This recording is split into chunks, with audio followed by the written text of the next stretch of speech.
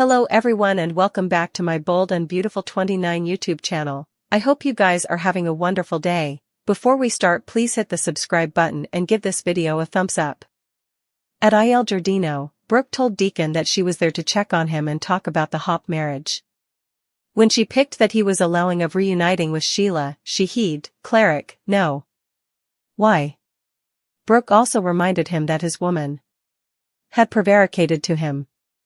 So how on earth could he take her back? Taylor, he said, adding that she'd, stirred commodity in him. When Brooke pushed, Deacon shoved back, directly speaking, and claimed that Sheila was what he wanted, indeed if that meant he'd soon be given the third degree by Deke and Hope. Talk also turned to Deke and his welcome to Forrester party. In Taylor's office, she was detracted from streamlining her notes on Deacon with daydreams about her case. Just also, in walked Sheila like she possessed the place. "Cleric came home," she said, "and it's all because of you." She was looking for sapience into her hubby. She just wanted to thank Taylor for taking her marriage in her able-minding hands. "It's relatively apparent that you made an impact on Deacon." Whatever Deacon chose, that was his choice, Taylor claimed. Nonetheless, Sheila wasn't done toadying each over the shrink she only lately hovered to murder.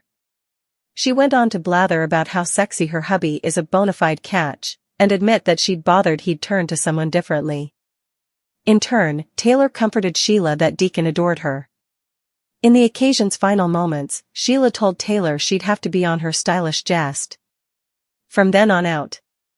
And this time she meant it. Sure, January. At the same time, Cleric and Brooke recapitulated how Deke had gotten the gig at Forrester on his own graces, not because he's Hope's family. "Yes, we know. Before Brooke left the cafe, she got in one last crack about how she'd hoped Taylor would make Deacon see that there are other women out there.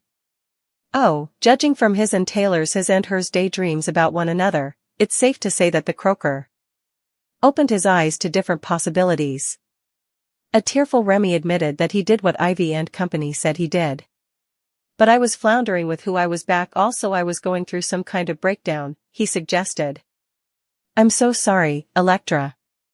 Just please hear me out." "Nah, nothing was gone, nah, do that. All I want is a alternate chance," he told Electra. "Can you look into that big heart and forgive me? I'm soliciting you. Perhaps it's just the way Christian Weissman is playing it, but isn't it weirdly easier to feel sorry for Remy than it's ever been for Luna? Also again, he didn't murder two people and engage in a daycare shootout."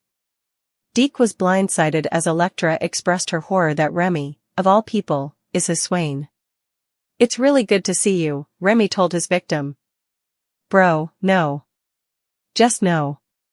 Read the room." Will was ready to submerge at Remy when an hugely confused Deke eventually asked how Electra knew his beau. Only also did Remy's dark secret begin to come out. "What are you not telling me?" Remy explained to Deke that he and Electra had been besties in high academy and he'd moved to LA to be near her. Nuh-uh, that wasn't the part that Will wanted Remy to Bobby. 2. "Tell Deke how you used and traumatized Electra," Will ordered. "I was a different person back also," Remy blubbed. When Remy's account of what had occurred was unequivocal enough, Electra, Ivy and Katie filled in the blanks, making it clear to Deke that his honey had released fake buff of the jewelry developer on the internet. "I didn't want to lose her," Remy cried. He wanted to get her other musketeers to turn their tails on her, so he could be her only one. On the outside, Remy tried to say, Electra left for LA because of his conduct, and hey, that had worked out enough well, hadn't it? Yeah, no. That diversion was gone, not cut it. She also reminded Remy that when she'd set up the snooper wall in his apartment, he'd chased her like an beast. As Will put it to Deke, Remy's not the person you suppose. Deke introduces his swain to everyone. Remy visits Luna in captivity. At Forrester Creations, Will and Electra smooch. After everything he went through with Luna, Will can't believe how Electra makes everything okay again. The girl yaps about a party for Deke. There's a scent, and Electra suppositions it's Daphne. Sheesh, she's a person, not a canine. Electra greets Daphne, Katie, and Ivy. They're each agitated to meet Deke's other half. Electra mentions how important she and Deke have in common. Hope addresses about Beth's excitement about the marriage. The content turns to Deke and they all wonder what his swain will be like. Cleric hopes to meet Deke's swain as well. Cleric would love to attend the party, but has to go. Hope wants to know where effects stand between Deacon and Sheila. Deacon says they'll talk about that another day, also leaves. At the captivity, Luna gets a caller. This time it's Remy. The girl is happy she got to wipe that smile off of Electra's face. Remy announces he's dating Deacon's son. The youthful man tells Luna the story about Deke getting a job at FC.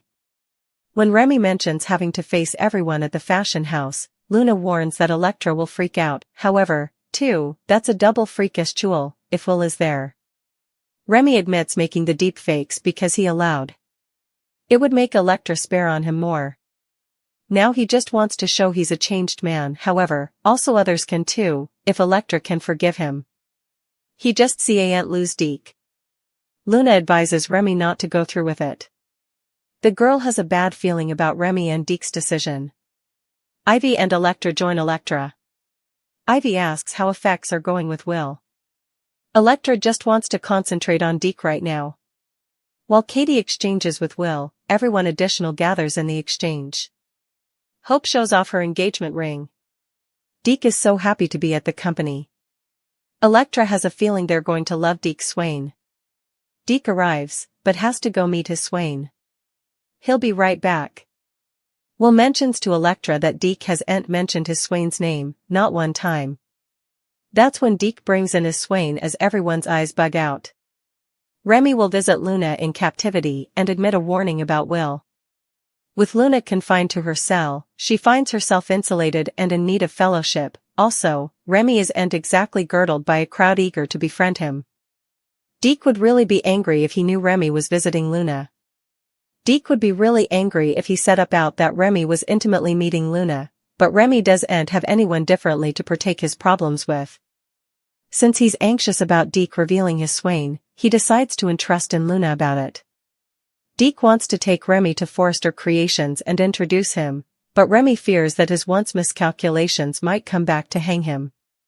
Indeed, with his worries, he still hopes that Electra might forgive him and convert the others at Forrester to do the same. Luna thinks that's unrealistic, but Remy insists she doesn't understand what his once relationship with Electra was like. Electra formerly saw Remy as a close friend she could trust, until he was revealed as a creepy snooper who made deepfake content and ruined her life. Still, Remy might hope that Electra will recall their old fellowship now that he's trying to change for the better. Still, he's not doing a great job since he's hiding effects from Deke and ignoring his wishes by visiting felonious Luna. It seems Remy will try to stay auspicious that everything will turn out okay. Luna, on the other hand, will advise Remy that he's heading straight into peril, especially if Will is going to be there. Remy will have a revengeful look in his eyes and claim he's not spooked of Will, which means his dark side might resurface soon. Will had preliminarily saved Electra from Remy after a dramatic chase, making him her idol. Naturally, Luna might be concerned about Remy causing trouble and giving Will another occasion to be Electra's knight in shining armor. The last thing Luna wants is for Remy to bring Electra and Will closer together, so she might also give a warning about that. Nonetheless, Remy will ignore Luna's advice and walk into the captain's den.